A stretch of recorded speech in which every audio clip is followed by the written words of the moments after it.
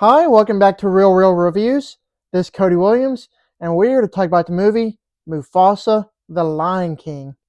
It is a prequel to the 2019 live-action remake of The Lion King that mostly everyone, including myself, despised. Why Disney is continuing with these live-action remakes of their classic beloved films is completely beyond me. However, we're getting something different that has been adapted before, so this could be an interesting film. Is that any good? Well, let's talk about it. The movie story follows a lost and alone orphan cub, Mufasa, who meets a sympathetic lion named Taka, the heir to a royal bloodline. The chance meeting sets in motion an expensive journey of an extraordinary group of misfits searching for their destinies. Well, the movie wasn't half bad. To my surprise, I actually had some fun with this movie. I'm proud to say that it's definitely a big improvement over 2019's The Lion King. Sure, it does have its own fair share of issues, but of course I'll get to those later.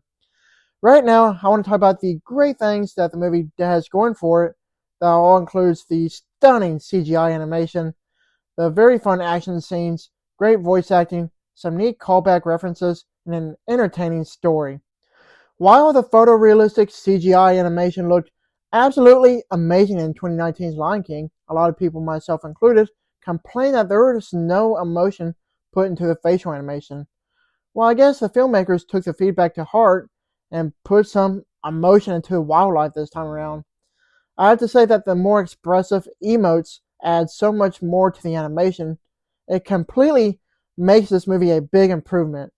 Even the overall CGI animation feels more polished in this prequel when comparing to the 2019 film.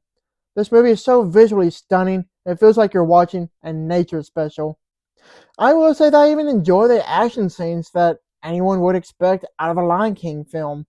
They were exhilarating and I had a lot of fun with them. Seeing this movie on an IMAX screen just made it so much more enjoyable while watching the film's many action sequences. As far as the talent goes, the voice acting was none other than amazing. Aaron Pierre was magnificent as Mufasa, and Kelvin Harrison Jr. was great as Taka.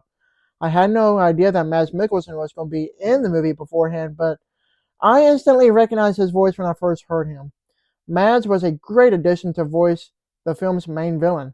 As far as I'm concerned, all the film's voice acting was tremendous. With the original animated film from 1994 being one of my all-time favorite Disney films, it was kind of neat seeing how the original characters first met in this new live-action prequel and how everything intertwined storyline-wise. I don't know about you, but I had a lot of fun seeing callback references to how things came to be, like how Scar got his name, how Rafiki entered the picture, and so on. I didn't think I would enjoy the movie's writing, but here we are. The story is none other than riveting. I also downright enjoyed the film's dialogue as well. As far as the jokes go, well, they weren't all that.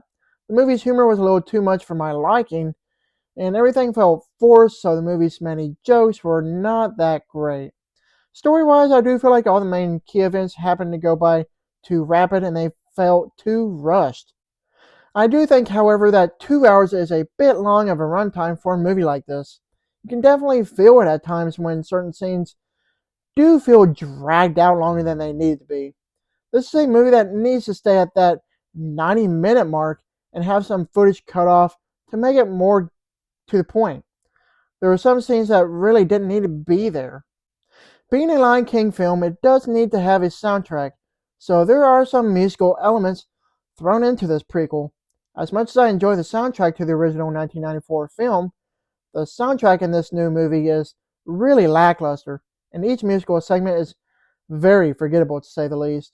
With all that said, I still think that this is a fairly enjoyable film. Overall, Mufasa the Lion King is a roaring good time, despite the fact that it may not have any actual bite. I guess you could say that this prequel is slimy, yet satisfying. While it may not be as good as one could hope, however, it's not that bad either. With this movie being a good chunk above average, it does leave plenty of room for improvement. I give this movie a B+. Thank you for watching, and don't forget to like and subscribe to my channel. Keep up my real reviews.